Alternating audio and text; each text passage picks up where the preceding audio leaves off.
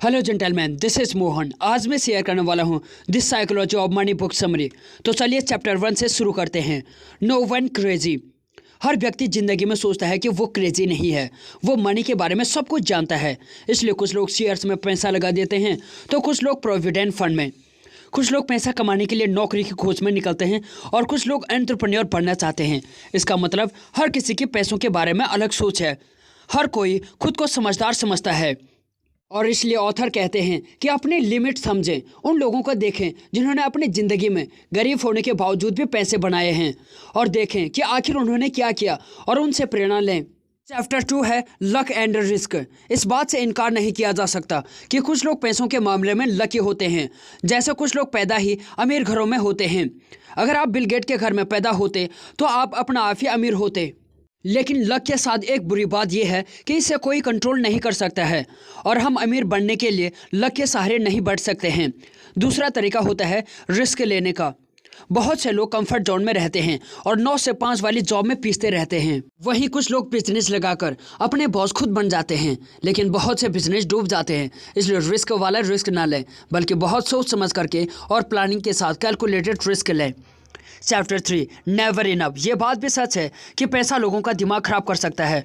बहुत से अमीर लोगों को उनका पैसा कभी भी इनफ नहीं लगता। महंगी गाड़ियाँ और बंगले होने के बावजूद भी वे एक आइसलैंड चाहते हैं। चौथा चैप्टर है कंपाउंडिंग। कंपाउंडिंग के बारे में सबको पता होना चाहिए। ज़्यादातर इन्वेस्टमेंट में सिंपल इंटरेस्ट ही मिलता है। वॉरेन बफे इसी सिद्धांत से इतने अमीर बने हैं, लेकिन उनकी संपत्ति 5 से 10 नहीं, पूरे 75 साल में इतनी हुई है और वे उसे बार बार इन्वेस्ट कर देते थे। ऐसे शेयर्स चुनते जो कई गुना मुनाफा देते हो। इसके अलावा उन्होंने कंपाउंडिंग इंटरेस्ट वाले इन्वेस्टमेंट में ही अपना पैसा लगाया था।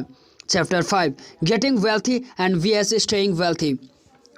बहुत से लोग बहुत सा पैसा कमाने के बाद उसे खो भी देते हैं। ऐसा बहुत से खिलाड़ी और फिल्मी स्टार के साथ हो चुका है, क्योंकि उन्हें इन्वेस्टमेंट की समझ नहीं थी और न तो उन्होंने एफडी करवाई, न ही पीपीएफ में पैसा लगाया था और न ही रियल एस्टेट में इन्वेस्ट किया था, बल्कि अंधाधुंध खर्च करते गए। उन्हें लगा कि उनका पैसा कभी भी खत्म नहीं होगा, इसलिए पैसे की समझ विकसित करना बहुत ज़रूरी है। Chapter 6 you win. अगर एक सिक्का उछालो तो ज़रूरी नहीं कि आप जीतोगे। उसे बार बार उछालोगे तो पॉसिबिलिटी है कि आप सफल हो जाओगे। इसी तरह किसी भी काम को बार बार करते रहो। पहली बार में सफलता नहीं मिलती है। अगर एक बिजनेस पहली बार फेल हो गया तो फिर ट्राई करो। तब तक ट्राई करते रहो जब तक कि आप सफल ना हो जाओ। 7 फ्रीडम। असली पैसा वो होता है जो आपको टाइम से आज़ादी दे। कुछ लोग पैसा तो कमाते हैं, लेकिन दिन भर कड़ी मेहनत करते रहते हैं। उनके पास एंजॉय करने का टाइम ही नहीं बचता है। ऐसा पैसा किसी काम का नहीं होता है। अगर आपके पास पैसा है तो आप बहुत से कामों को आउटसोर्स कर सकते हैं। अब बात करते हैं चैप्टर 8 के man in the car paradox. ये अजीब बात है जब भी हम किसी महंगी गाड़ी को देखते हैं और हम यही कहते हैं वाह कितनी कूल गाड़ी है। हम कभी भी उसके मालिक की तारीफ नहीं करते हैं और ये नहीं कहते हैं वाह कितना कूल व्यक्ति है।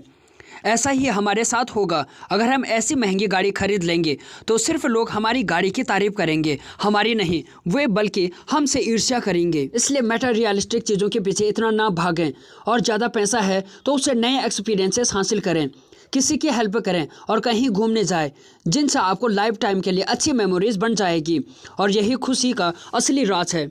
Chapter 9 wealth is what you don't see. अमीरी वो है जो नज़र आती है, जैसे महंगी गाड़ियाँ, बंगले, ब्रांडेड कपड़े, लेकिन वेल्थ नज़र नहीं आती है, जैसे इन्वेस्टमेंट, प्रॉपर्टी, बिजनेस आदि। अगर आपके दोस्तों ने जिसकी इनकम आपकी जितनी है 10 लाख की कार ली है तो दिखने में वो अमीर लगेगा, लेकिन उसके पास अब आपकी तुलना में 10 लाख कम होंगे। इसलिए वेल्थी बनने की कोशिश करें, अमीर दिखने की नहीं। Chapter 10 save money.